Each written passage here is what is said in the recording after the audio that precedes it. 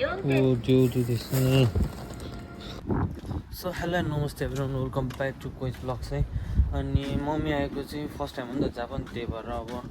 अस्ति आएपछि हामी खासै निस्किन पाएको थिएनौँ थगेर आएको थियो मम्मीलाई त्यही भएर आज चाहिँ टक्क मेरो अफिस छुट्टी भएपछि अहिले चाहिँ हामी यसो बाहिर घुम्न हावाखाना निस्किराखेको छौँ अनि स्टेसनतिर जान्छौँ अनि थोरै यसो सामानहरू किन्छौँ कस्तो लागिरहेछ मम्मी जापान राम्रो लागेछ तर भर्खर आएर त बस्नु भएको कति 2 दिन जति भयो तर बाहिर निस्केकै छैन नि त त्यही भएर आज चाहिँ यसो हावा खान निस्केको है अहिले चाहिँ हामी चक्क हिँडेर गइरहेको छौँ मान्छेहरू खासै हुँदैन काठमाडौँमा त मान्छेहरू धेरै हुन्छ नि त होइन मान्छे छैन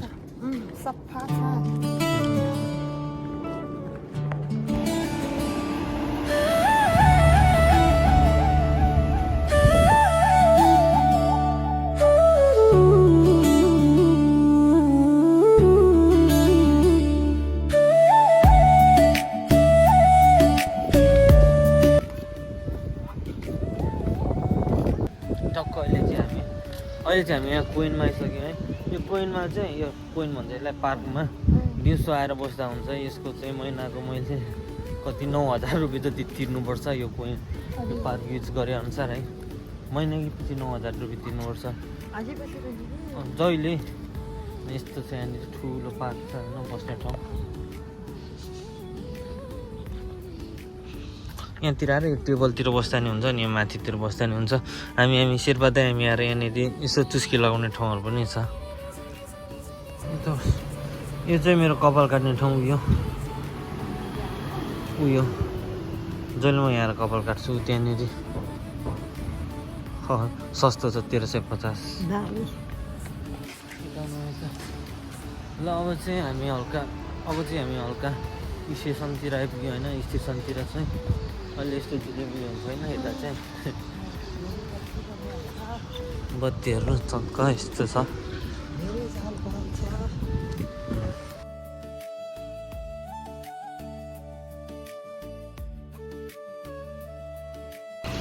अहिले चाहिँ गाइस हामी यता स्टेसनमा आइसक्यौँ कति धेरै मान्छे छ म यतातिर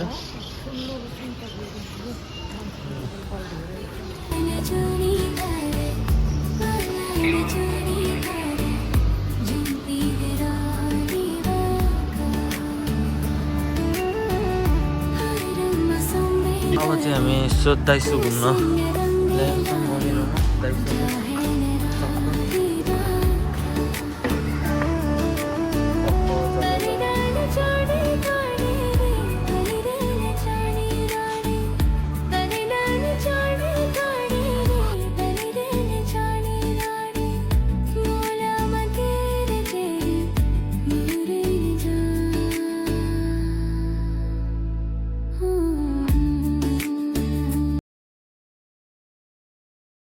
चाहिँ हाम्रो मम्मीले सपिङ गर्दै हुनुहुन्छ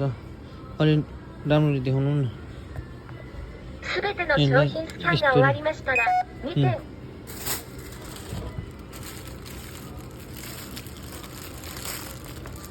यहाँ चाहिँ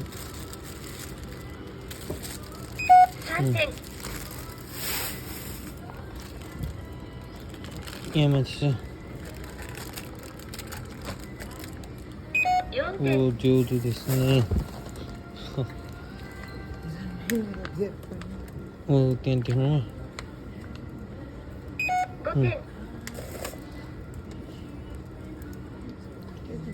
उसको चाहिँ मुनि छ मुनि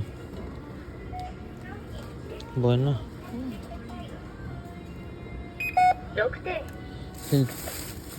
तपाईँ त बाटो हुनुहुन्छ क्या टिप्न पनि लाने विचार हो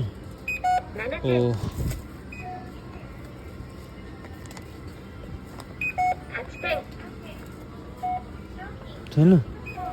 अब पैसा तिर्नु अब यो यसलाई थिच्नु त अनि यो माथि